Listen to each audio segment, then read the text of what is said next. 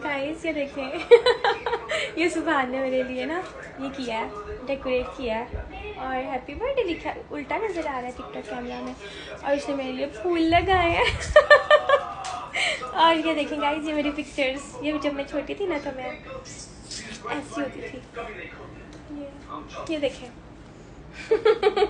ये मैं हूँ और ये मेरा भाई है साथ में, ठीक है, और ये भी मैं बैठी हुई हूँ और ये भी मैं हूँ और ये भी मैं हूँ कितना प्यारा लग रहा है। और उसको पता है कि ना मुझे ये वाला केक पसंद है, तो इसलिए वो मेरे लिए ना ये केक लेके आया, छोटा सा छोटू। I am very happy.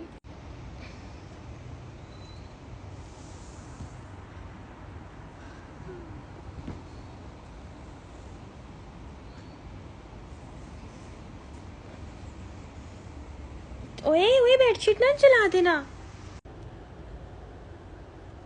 मैं एक हाथ से कैसे करूंगा। Happy birthday to you.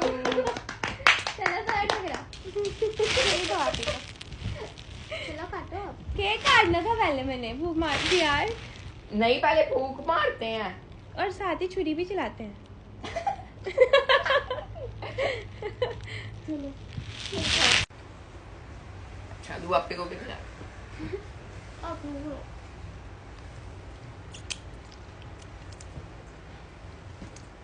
हमको खाना हुआ।